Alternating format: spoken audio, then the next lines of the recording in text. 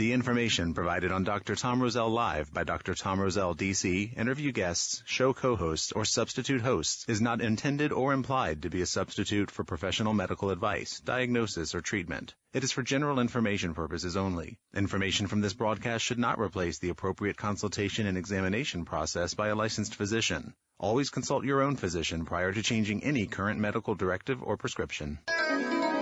Dr. Tom Roselle Live, right now, on 105.9 FM and AM 630 WMAL.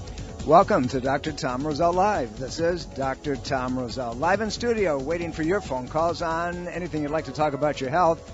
No matter what you didn't do it the right way, so here's an opportunity. Let's see what we can do without drugs and surgery. 888-630-9625. That's 888-630-9625. Love to talk to you, and particularly it's so cold outside. You need to sit down next to your radio receiver or on your iPhone or on your iPads and listen, because you're going to learn a whole lot more to make a difference. You know, we're coming up in basically about 24 hours or so, probably 30 hours. We're coming up to the end of the year, the end of 2017, and we're walking and marching and packing into 2018, and we're going to make an extraordinary year, one far better than we ever thought the rest of our, prior existence could be. Well, guess what? You have to have a plan. You have to know what you're doing. You know how to move it forward, whether it's, making your body better, making your mind better, making, your energy at the top level, and anything is possible. I'm one of these crazy guys that believes that, there's always a way. There's always a possibility. No matter where you are in your life, as long as you're breathing and you're above ground, you have the ability to shift and change. And so talking about shift and changes, I have to bring people in and we have to talk about things in the same light, in the same format. And, someone who's near and dear to my heart, who's unfortunately had to listen to me for all of her years and has kind of been, guided. And suddenly, there's an insanity that goes along with listening to good old dad. Yes, none other than my daughter, Erin Roselle Poe. Welcome, Erin. Hi, Dad. This is going to be fun. It is. Erin is a trainer, and she coaches. She does a lot of nutritional coaching, and we're going to talk about the commitments, resolutions that people have and failed to follow through with, if you will, so many times when it's not necessary. And, let's start out, we're talking about that. We're going to talk about anybody's health problem in this light today. But let's talk about the difference between a resolution and a commitment. There's a big difference. There's a huge difference. Yeah. Well, resolutions, they come and go. Let's face it, as someone who's been coaching and working with people in the field of fitness now for 10 years, every January 1, I hear my New Year's resolution is I'm going to lose X amount of weight. I'm going to stop smoking. I'm going to stop eating at fast food restaurants. Okay, it's great intention, but what are you going to do to actually make it stick? And that's where come February, March, April, those gyms start to get a little less credit that they do on January 1. Not so many people there anymore. No, and actually it gets a little bit easier to breathe in the gym. However, as a trainer, it's frustrating because you see people come in with that initial high that always happens with New Year's resolutions. It's like everybody gets geared up for it. There's a lot of talk that goes into it. And they start off strong. They start off really strong. And you see these people there every single day working towards their resolution, not necessarily their goal. And then they get stuck. Either they stop seeing results or they lose the motivation because the hype has gone away. January 1 has come and gone. And yet, where are they? They have no idea of how they want to get to their goal. They forgot. Here's the situation. I look at it this way. From a resolution is a should. Mm-hmm. We know we should. If you ask somebody who has a great body and they have tremendous amount of energy and so forth, they don't have a lot of shoulds. No. But they have a lot of musts. Yes. And that's what a commitment is. A commitment is a must do no matter what. Nothing's going to get in the way. They're going to get it done. And both of these resolutions and these commitments, these shoulds and their musts, a dear friend of mine, Tony Robbins, once said, when you have all these shoulds, you keep shoulding and shoulding and shoulding, you're going to should all over yourself. And, that's a problem because the thing of it is it's so vague, right? Right. But here's the deal. Be, do, have. We're looking for things to do ultimately to produce this gorgeous body, this great energy, get rid of the sickness type of thing. We want to do.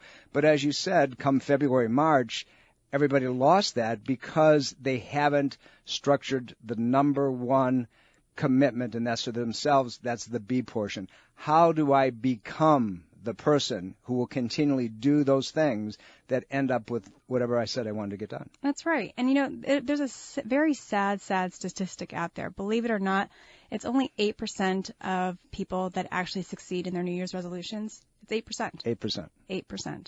It's that low. And really, the reason those 8% are so successful is because they've got it mapped out. They've got it mapped out from a daily check-in to a weekly check-in to a monthly check-in.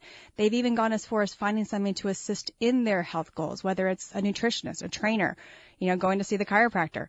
They've actually made a game plan and they've stuck to it. And then they've got people on top of that to hold their feet to the fire to keep them going.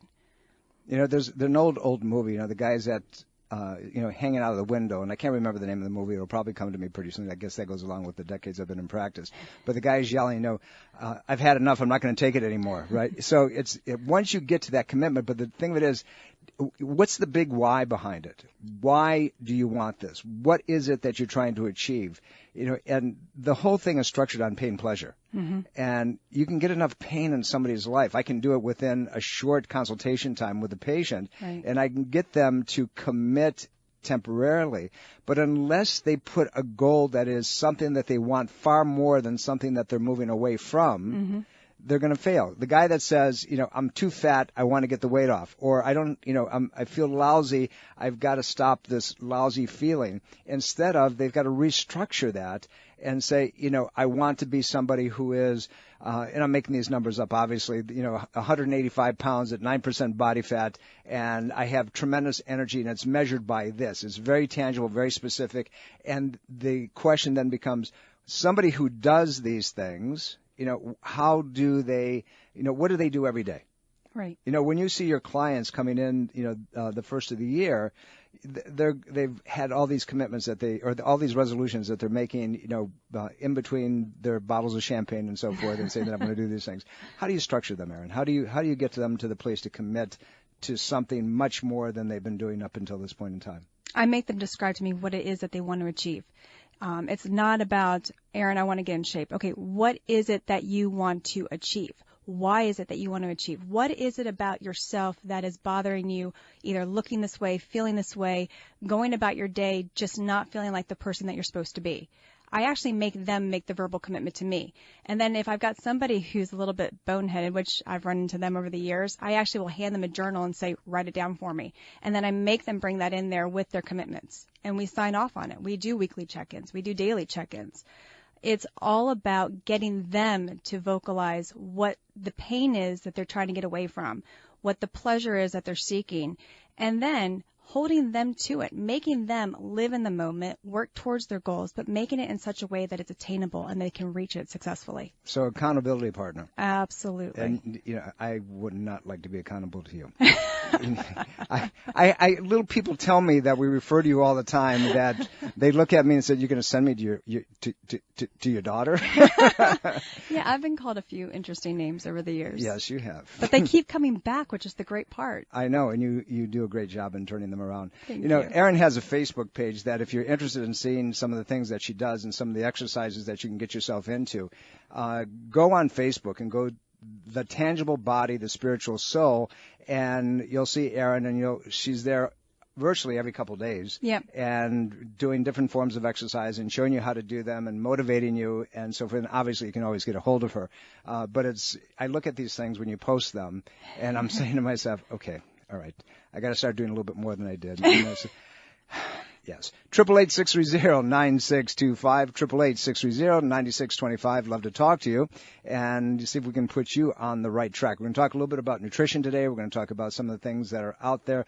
Before the day goes on, Erin, you do a lot of things with essential oils, and there's a whole government assault right now on homeopathics, essential oils, and so forth. I want to touch upon that before the show's over today because it's egregious. Right. It's at the point where the government, the FDA, is trying very hard to take away your choices, your capacity to make decisions for your health. You know, years ago I wrote a book called Ageless Health. Health is a do-it-yourself program, and that was structured for one specific reason, to allow patients to have command, to be the captain of their ship, to be able to do what they need to do, make their own decisions moving forward with a knowledge base. Right. And unfortunately, that is slowly being eroded across the board, and it's really not okay. Erin, when you get into, let's get back into this be, do, have, you know, with your client base, people who want to get back into shape and they want to give things up and so forth. What do you see with them? And, you know, this goes across the board, whether we're treating patients in office or you're working with them, you know, in a workout setting. What do you see is the biggest sabotage? Believe it or not, them themselves can be the biggest sabotage. I kind of call it the rebellious teenager phase. They'll start off really strong and they are doing X, Y, and Z, I mean, literally to the letter that I tell them to do. And they are food logging, and they've got their calories in check, and they've got their exercise routine done, and they start to see their goals. And then all of a sudden, they start losing weight, and they've gotten some new clothes. And then what happens is they don't have to be as careful in their mind. They decide, well, I'm going to go out to this party. I'm going to go out for dinner. I'm going to not work out this week. And then all of a sudden, here we are 2 months later, and they are ricocheting their weight back in the other direction. And I call that the rebellious teenager phase. It's because most teenagers do that. They're going to go against what their parents are telling them to do. I'm the trainer, a.k.a. the parent. I'm telling them to do this. They've seen success, so they're going to go in the other way because they know what's best at that point. So just put their feet in the mud and kind of push back. Yep. That's an ugly thing, but it gets them back to right where they were to begin. You know, it's an identity situation. It is. It really is about who they see themselves as. And that goes back to that be, do, have situation. Right. You know, you can't continue something unless what it is that you're doing is totally a reflection of your ownership. Right. Of the internal piece. And I can say this, you know, one of the people that you and I know very well, Kirk Cousins, Kirk is an amazing example of somebody who is totally committed. Right. You know, somebody who does what he needs to do because it's for an outcome. Obviously, he wants to be one of the greatest quarterbacks in NFL history, but he also is committed to making sure that what he does is in tandem with everything that he does structurally, chemically, emotionally, structurally, chemically, spiritually. Right. The guy is, you know, really an example. Setting aside football, he's an amazing example of someone who has a, you know, and having said that, Julia's wife is the gatekeeper. I mean, she beats the guy if he goes off a little bit. But, you know, the thing of it is that, you know, he has this vision of who he should be, and he has a game plan, and he has it locked down in time frames and segments and so forth. And I know that's what you do with your clients as well. You know, it's the commitment given a game plan and a time frame that is achievable. Right. And you got to do check-ins. You have to do check-ins either with yourself or if you're working with somebody, they've got to hold you accountable.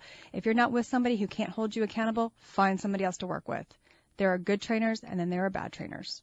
Yeah, and there are people that just want to, you know, check in, show you a machine, and, you know, say, okay, you know, let me have your money, and we'll go from there.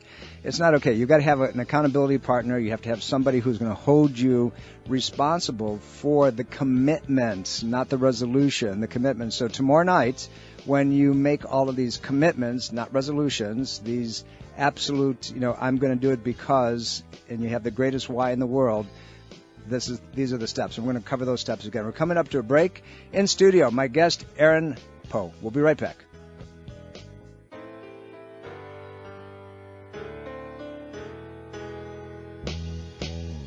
Welcome back, everybody. This is Dr. Tom Roselle. You're listening to Dr. Tom Roselle live in studio. It's cold outside, folks. You need to stay inside nice and warm. Listen to the program because by the time we're done, we're going to make you very warm and focused and motivated and be able to do the things that you need to do. Why? Because we're talking about New Year's commitments, not resolutions, and the difference between that is a must instead of a should. In studio, somebody who is my taskmaster. See, the tables turn over the years. First you're the parent, and then you become the child, something like that. My guest in studio, none other than my daughter, Erin Marie Roselle Poe. Yes. Hi. Hi. So we're talking about, Erin is one of the, in my opinion, and in many people's opinion, one of the better trainers in the Washington metropolitan area. Erin has grown up, obviously, with our stuff in applied kinesiology, and she knows the body's mechanics and physiology, and she does nutritional coaching as well as the work that she does. Interesting, you can get a hold of her on Facebook, The Tangible Body, the Spiritual Soul. She and her husband, Dr. Leonard Poe, are out in the Leesburg area and Broadlands, and they have a practice out there, and it's called Core Chiropractic or Core Concepts Chiropractic, something like that. Yeah. Yes. Anyway, you can find them out there. But anyway, we're talking about New Year's resolutions. Here, I want to start it and get into it. We have a short segment right now. Let's talk about, the mindfulness of getting well, training, commitments and so forth. Everybody hears the word mindfulness. What does that really mean? It's being present. It's actually being in the moment. And this is a huge side of fitness that's actually neglected. We've got the chemical piece going with nutrition and, chemically going on with what's inside the body. We've got the physical piece with the actual exercise. But then there's this whole mindful piece. And really what they're talking about is quieting your mind, being, a little slower, doing some breathing. You've heard the term meditation. There's, different types of meditation, but that's what it really is about. It's about being present. And believe it or not, too much exercise can sometimes be a bad thing if you don't have that mindful piece in there, because you're working on this high of, cortisol and stress, and your body can't distinguish between good stress and bad stress. So why do we do the mindful piece? To slow down, to allow ourselves to kind of catch up with ourselves with the day-to-day running around, but also with the new form of exercise that you may or may not be doing. You've got to start being present and mindful of your breath, of what your body's doing, of what your muscles are doing. If you're recovering, if you're not recovering, all of that goes into that whole mindful piece of things. I played sports all the way through college, and the professional athletes that are out there, obviously at a level that they can achieve only if they know how to create that mindfulness presence. Mm-hmm. And for those of you who played sports, here's what it really looks like. Have you ever been in a situation where you're playing whatever sport it is, whether it's basketball, whether it's tennis, or whether it's, you played football at one point, or you're playing lacrosse? It doesn't make any difference. All of a sudden, everything in front of you is like in slow-mo. It's in slow motion. It's just quiet, and you see things, and you can react to that slow motion instantaneously. It's not chaotic. It's not confusing anymore. It's just a playing field that now you can move anything around in. And that's the extraordinary athletes, from the Michael Jordans of years gone by to, the Kirk Cousins of today. Mm-hmm. These are guys that can willfully slow down their play. But when it comes to all of us, our weekend warrior guys, that we go into the gym and we do things, we can create that, but it takes time to develop and train that. Yeah, it absolutely does. I mean, this isn't something that you wake up one morning and say, oh, I'm going to be more mindful. Well, no, there's a little prep that has to go into it. You've got to literally just focus on the task at hand. What is it that you are trying to be mindful for? If you are in the gym, there's a reason those mirrors are there. It's not, to flex the muscles necessarily. It's really so you can be mindful and watching what your body is doing. So you can be so engaged with how each and every one of those muscles move during a rep and a set. You actually are living in that slow motion moment. It's really being present in yourself, but at a slower speed, if you will. That's probably the best way of putting it, because that's truly what happens. When we even deal with patients with rehabilitation, we tell them, when you're doing this stretching, when you're doing this exercise, visualize the muscle movement and see everything firing. And we give them this capacity to do that. Years ago with cancer patients, they came up with the visualization of these little Pac-Man creatures, the white blood cells going in and eating the cancer up. Right. And they found that it was exponentially far superior than anything else that they could possibly do. If they did that piece with everything else and anything else, they found that the patient responded far, far better. We're going to come up to the second half of the program. We're going to talk a little bit more about this piece, but we're also going to start talking a little bit about nutritional pieces and how to kind of put this all together. This program's for you. 2018 is coming up. We're going to make it a great year. We're going to have all kinds of things for you here at Dr. Tom Roselle Live.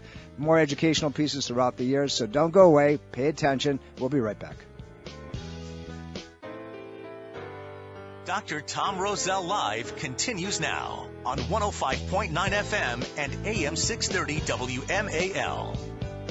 Welcome, everybody, and welcome to almost 2018. I hope you have a great New Year's tomorrow night. Please be very, very careful. Watch out for, all those people who are play acting on the streets. Not a good thing. So home parties are really great.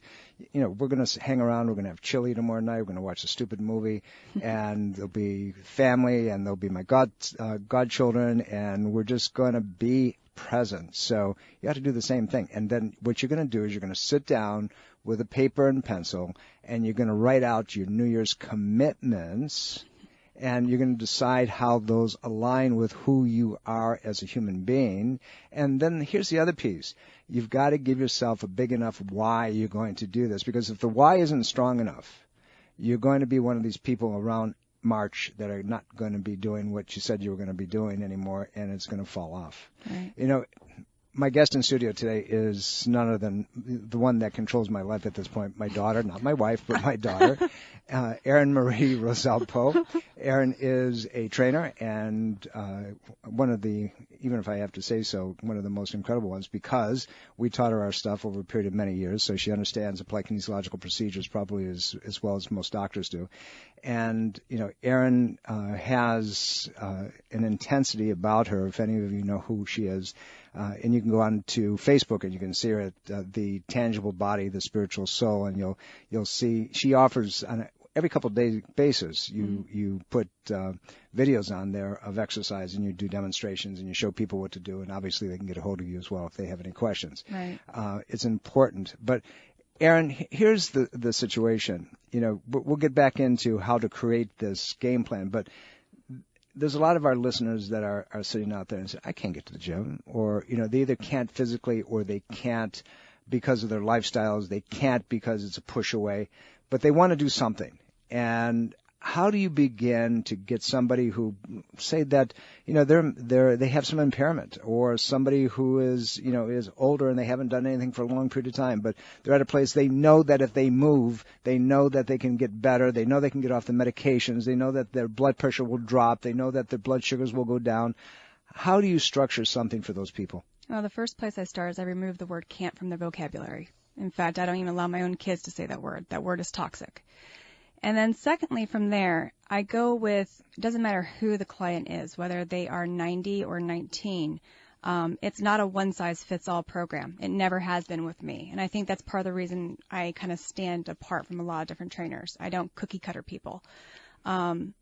If you are limited for whatever the reason is, due to injury, due to just general immobility, there's a lot of easy ways you can start a program. The first and foremost important thing, though, is you've got to have a decent assessment done so you can understand what's going on with your body. You may have an idea, but it's so important to have an outside person actually looking at you to say, hey, you've got this going on. I'm seeing this happen with your body when you move, when you stretch.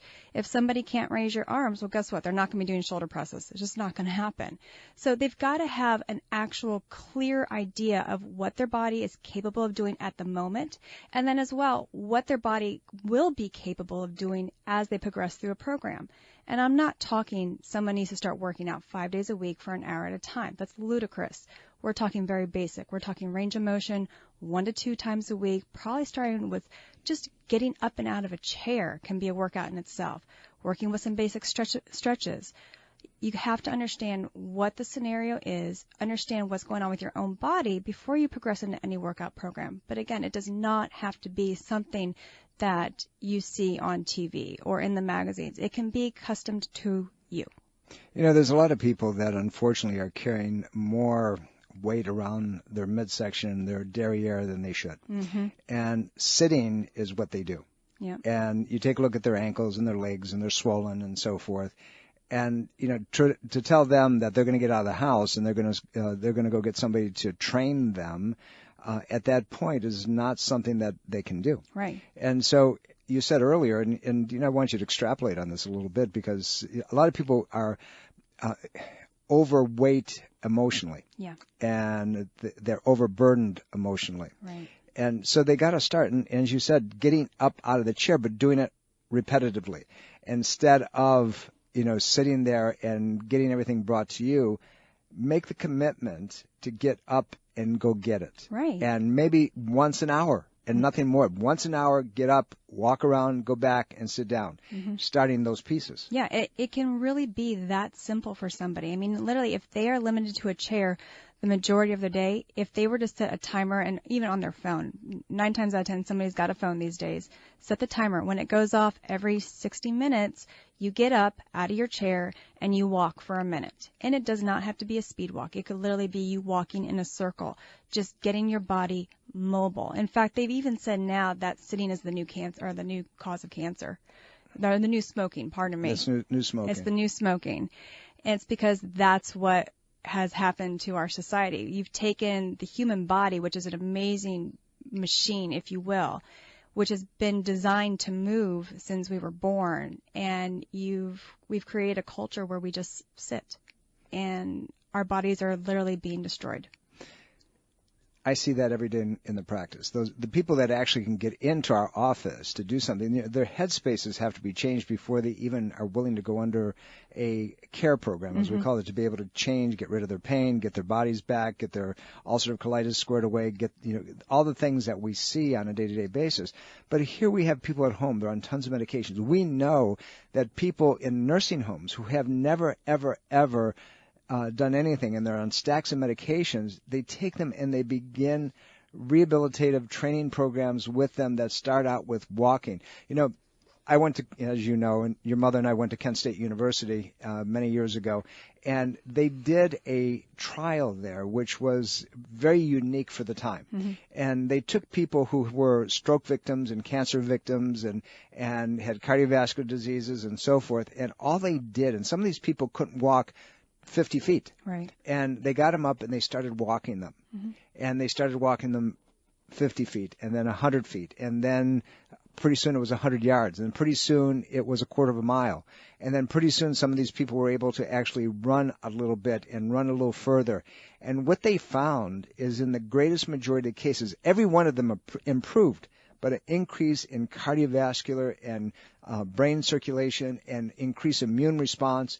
Across the board, exercise is critical. Right. If we didn't do anything else but exercise, that can solve so many different problems. It's amazing what it can solve. I mean, say you have the scenario where someone really can't get out of a chair without help, well, guess what they can do? They can actually sit there and they could do toe raises. They can march in place while they're sitting there. There are ways to work within the scenario that you're currently in. It's never an I can't scenario for people.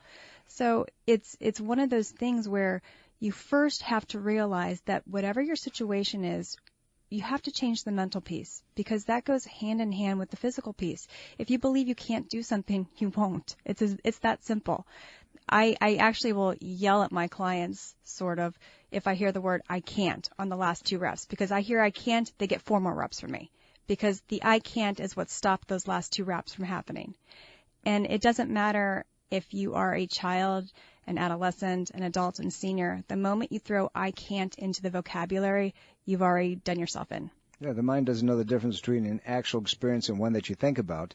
And if that's your perception, that's your reality. It is. You know, so it's really important that you begin to change. And I know that you use music with your clients as well. I do.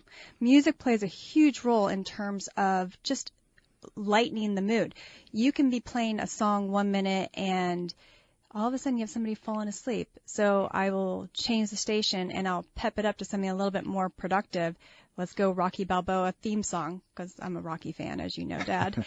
And all of a sudden, Eye of the Tiger comes on, and these people are moving. Even my seniors get excited about music like that. It lights a fire inside of them. And all of a sudden, this unknown fire that they didn't even think they had in them is what's propelling them through their workouts. And they get done after an hour saying, I can't believe I did that.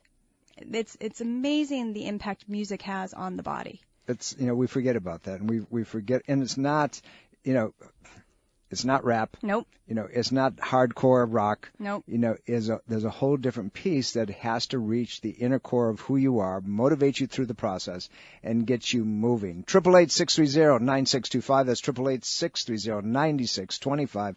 Love to talk to you. My guest in studio, Erin Marie Roselle Poe, trainer, and the person that makes sure that I keep moving in the direction that I keep moving in.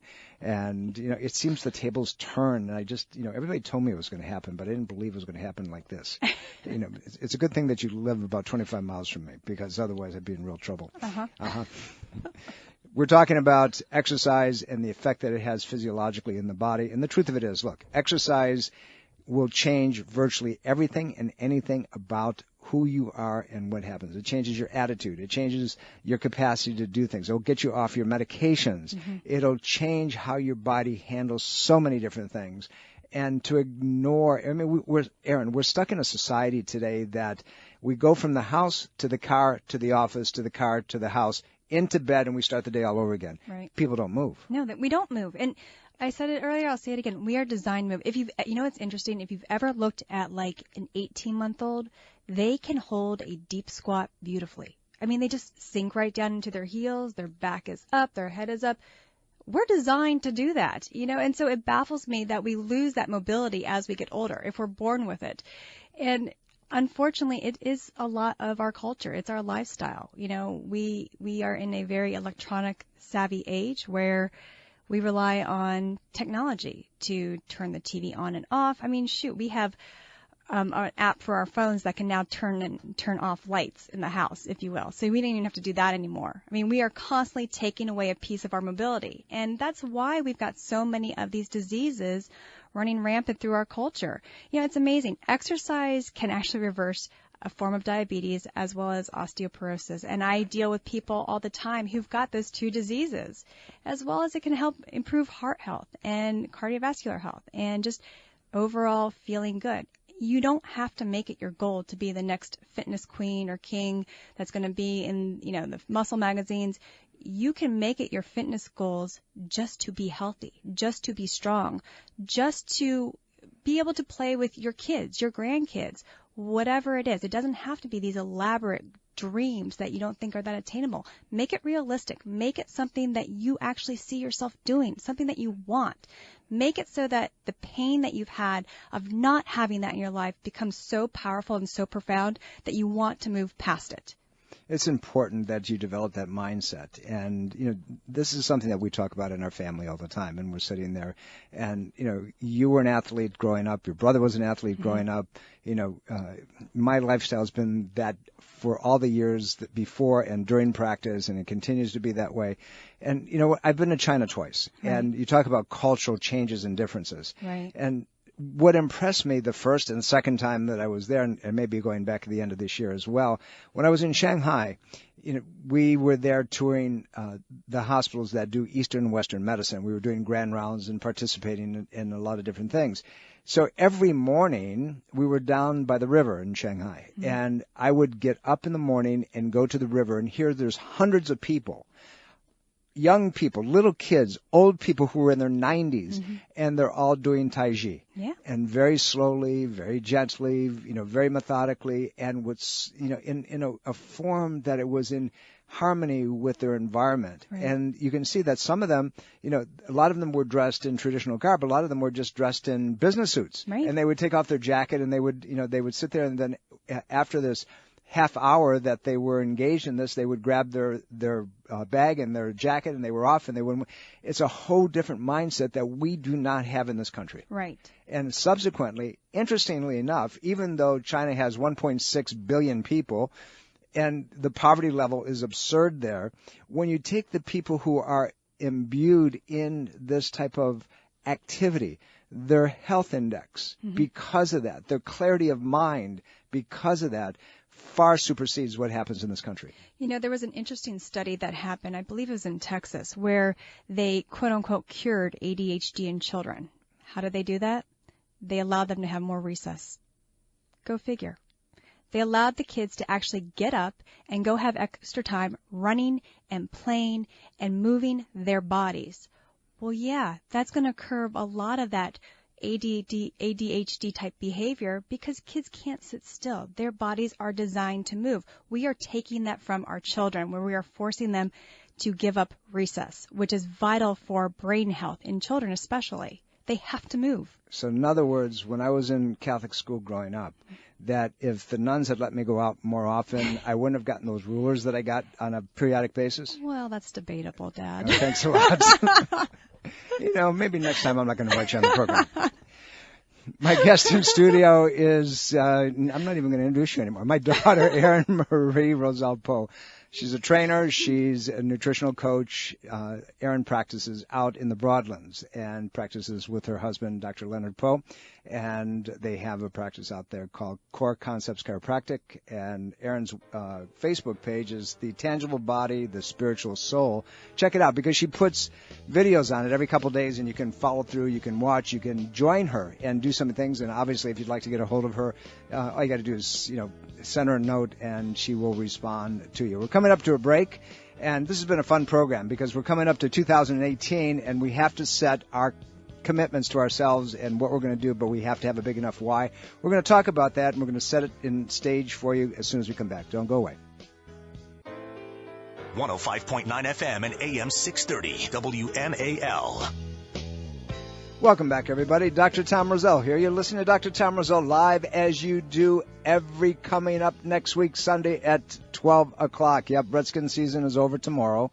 And obviously we're being preempted. That's why we're on Saturday at 4 o'clock. But starting next week, we'll be back at our same old time, 12 noon, 12 high on the Eastern Seaboard. Those of you on the West Coast listening to us, 3 hours difference. You know how to do the math. And those of you who are listening through Armed Forces Radio or on the computer and elsewhere, thank you very, very much. And, all of you that are serving our country, thank you for your service. We appreciate it. 2018, we hope, is going to be a much more peaceful time in this country. And, with the love that we have for each other and for the things that we hold dear, we will make that happen. In studio, my guest, my daughter, Erin Marie Roselle Poe. She is a trainer, and we're talking about the commitments that people will be making tomorrow night. And, we're kidding back and forth today, but this is the type of thing that we have done in our family, ongoing. Right. And the things that we've achieved and the things that we're able to do is that it makes a commitment, but the commitment can only be made when you have a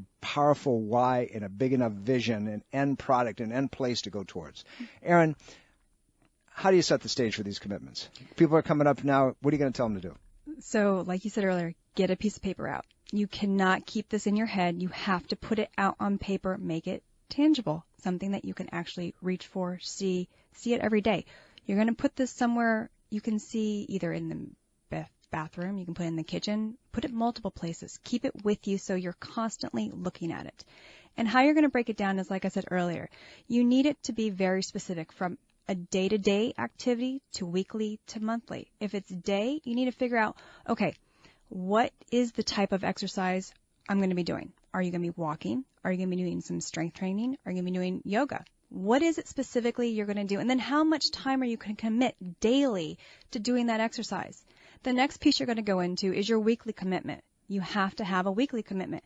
So how many days a week are you actually going to commit to exercise, to your nutritional goals?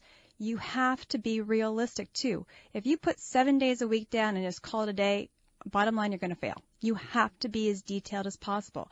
So if you're going to join a gym, fantastic. Get the group fitness schedules. Figure out classes that you want to get involved in. Schedule it out on your weekly goals. And then you move into your monthly check-ins. This is where working with somebody becomes awesome, because then you can say, hey, look what I've done. And you show it to somebody. They help to hold you accountable to your daily goals and your weekly goals, even to the point of if you fall off the wagon, let's say one day, they're going to say, hey, what happened here? it holds you accountable to make whatever that monthly goal is for yourself, where you see yourself at the end of 1 month, 2 months, 3 months. They're going to be that person to say, hey, why didn't you hit this day? Why didn't you do that? You know, one of the things we talked about, pain, pleasure, and things that move you forward. Now, we're setting these commitments. We have a why because, that why has to be, I'm a slug. I don't have any energy. I feel like I'm dying. So I want to be more than that. Right. So here's the thing that continues, to lose ground. We get a little bit better and we say, well, I'm there. I forget about it and I don't have to do this anymore, or things get in the way. So if you're really disgusted enough with where you are and what's happened, and think about it this way. What's motivating you to get it done? Is it the pain that you're in? Is it the list of 14 different medications that you're on? Is it the fact that your brain doesn't work anymore? Or is it, as we said earlier, that big, huge midsection and derriere that you got? So one of the things I tell my patients, and I swear I tell them to do this, is that go into a room where it's, cameras click on their own now, right? So you go up against the wall and you take all your clothes off except for your underwear and you click, click, click, and you post those in your bathroom and you post them on your refrigerator door. And so now when you open that door and you want to go in and you want to grab something you shouldn't be touching, you take a good look at what it's done to you up in those points. Take a look in the morning. And then here's the motivation. Many of us, when we were younger or some years before, have a picture of us that we really liked and appreciated about ourselves. Put that one up and then go get a picture of somebody who's really done what it is that you want to do and put that there. So now you've got the thing that's pushing you away from and the thing that's motivating you to do. Right. So that's another example of things that you can get done. We're coming up to that break, unfortunately, but fortunately we'll be back next week on Sunday, 12, high noon, same place, same old time. Have a very, very happy New Year. I love you all. See you next week. Bye. Breast cancer is a major health risk to all women. It can silently grow uninterrupted for years. The Thermography Centers of Fairfax reminds all women to conduct monthly and annual breast exams. Consider a thermography scan from the Thermography Centers as an adjunct to your routine breast exams. Digital infrared thermal imaging is safe and non-invasive. For more information and to schedule an appointment, call 703-520-7591 or visit thermographycenters.com. This is Dr. Tom Roselle, author of Ageless Health. Health is a do-it-yourself program. My book, now also available in audio version, is a step-by-step program of how to take control of your health and wellness without drugs or needless surgery. You have the capacity to change your health and level of well-being. Take control of your health today and order Health is a do-it-yourself program. For more information and to order, please visit agelesshealthbook.com. That's agelesshealthbook.com. This is Dr. Tom Roselle. After 38 years of practice and almost 1 million patient visits, the Roselle Center for Healing knows what works and knows how you can take control of your health and wellness. My team of doctors practice 21st century integrative medicine. Whether you suffer from chronic pain and fatigue, allergies or headaches, we can help. Take charge of your health before it's too late. Make an appointment today. Call 703-698-7117 or visit online at rosellecare.com. Are you dental phobic? Do you neglect your dental health because of fear and anxiety? A beautiful smile begins with exceptional dental care, and you can trust in the expertise of Soft Touch Dental Care and Dr. Michael Chung. Soft Touch Dental Care is unlike any dentist office you'll ever experience. Their warm and welcoming environment is designed to soothe fears and anxiety the moment you arrive, and they're especially pleased to pamper their honored guest patients. Dr. Michael Chung is a professional and leading expert in all areas of comprehensive dentistry, including cosmetic, sedation, neuromuscular, TMJ, and implant dentistry. Offering state-of-the-art technology, Dr. Chung can give you the smile of your dreams. Arrange for a complimentary consultation today with Dr. Michael Chung and experience the expertise that makes Dr. Michael Chung so unique. Call 703-319-6990. That's 703-319-6990. Or visit bestinsmile.com. That's bestinsmile.com.